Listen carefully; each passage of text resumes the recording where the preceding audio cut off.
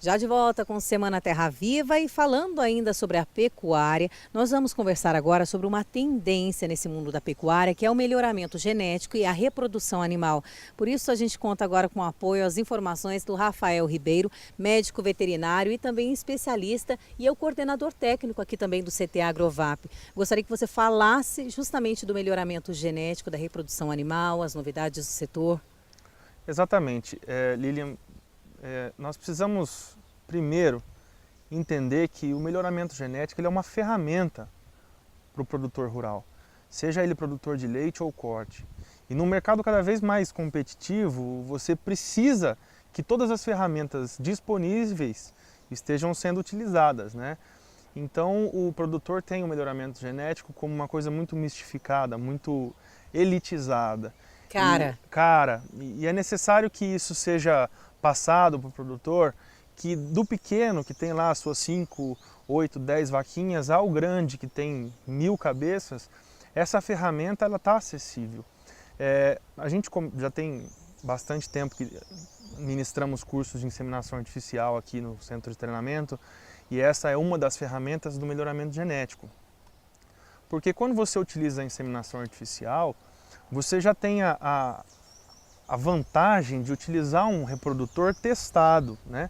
Principalmente utilizando os touros provados. Você, por exemplo, nós temos empresas parceiras que trazem o sêmen do Canadá, de reprodutores testados, que já tem 20 mil, 15 mil filhas, né? Observadas e catalogadas, e então você sabe o que você está utilizando. Quanto tempo é para preparar um touro? Então, os touros eles entram na central, coletam o sêmen e congelam. Esse sêmen é distribuído para os produtores que eles utilizem, né, nos seus rebanhos. Então isso leva aí em torno de 1 ano, né, porque são 2, 3 meses congelando o sêmen, mais 9 meses para nascer da concepção, 1 ano e meio.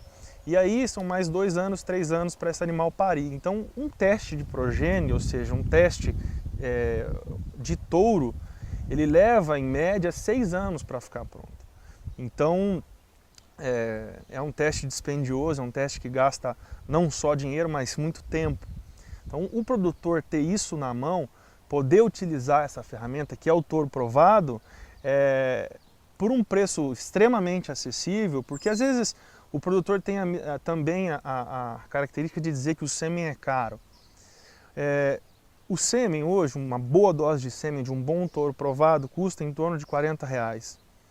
Se nós formos fazer a conta desses R$40 no custo de uma novilha parida, ele não representa nem 1% do custo. E se você for criar uma novilha filha de um reprodutor provado, ou uma novilha filha de um reprodutor mediano, ou até que não é melhorador, você acaba tendo o mesmo custo dentro da propriedade. Seja com leite, com ração, com medicamento, ela te custa a mesma coisa, só que no final o valor agregado é outro.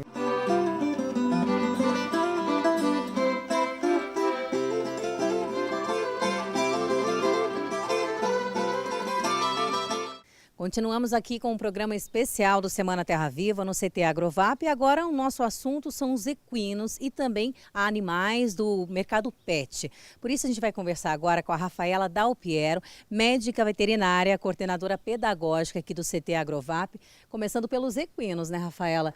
Quais as doenças que acometem os cavalos?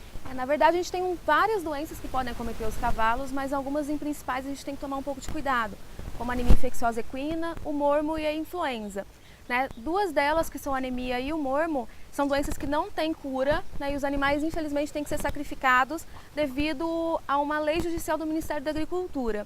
Tá? E a influenza é como se fosse a gripe equina, né? Que a gente consegue contornar com a vacinação também. Bom, por falar em saúde e sanidade animal, quais exames são necessários ao longo do ano para um criador, né, para os cavalos? A gente precisa de ter 2 exames. O de mormo ser negativo, o de anemia infecciosa ser negativo e a gente apresentar a carteirinha de vacinação de influenza de pelo menos 360 dias.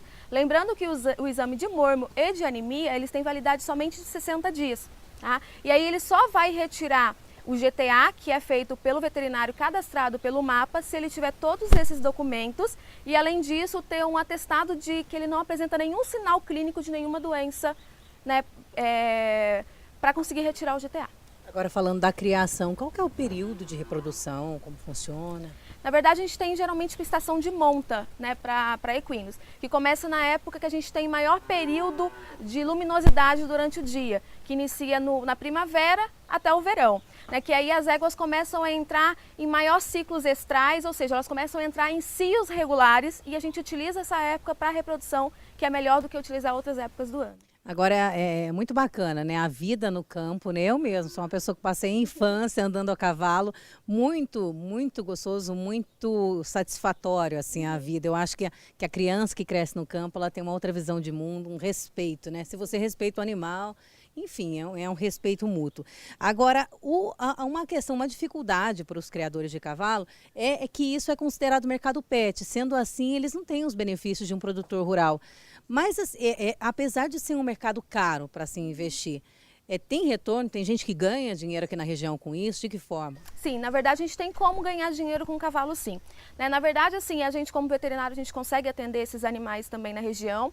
Né? Tem pessoas que têm propriedades que acabam alugando baias, né, para deixar a estadia desse animal. Então tem o valor da baia agregado, tem o valor do tratador, tem o valor da alimentação, então ele consegue retirar um lucro. Tem gente que aluga só o piquete ou só o pasto também. E claro, a gente tem grandes pessoas que fazem grandes provas, né? Ou seja, um dia de campo, onde as pessoas vão lá, fazem prova de tambor, de baliza, né, e competições que sempre geram um retorno legal também para o proprietário. E aí agora também falando de um outro mercado que tem ganhado bastante dinheiro, que é o mercado pet. Isso porque o Brasil é considerado o segundo maior mercado consumidor, perdendo apenas para os Estados Unidos. Então é um mercado que está sorrindo à toa, né, Rafaela? E você também é especialista nesse assunto. Sim, eu trabalho com animais de pequeno porte também, além de trabalhar com equinos. Né? Então a gente teve um crescimento muito grande no mercado pet esse ano. Foi mais ou menos 8% a mais do que foi o ano passado. Né? Então a gente está em grande expansão no mercado pet no Brasil. Rafaela, muito obrigada pela sua participação. Muito trabalho para você agora em 2014. Obrigada mesmo. Obrigada a vocês. Bom, dessa forma a gente encerra o Semana Terra Viva, o primeiro de 2014, especial, direto aqui do CT Agrovap. Espero você na próxima semana aqui na tela da Band.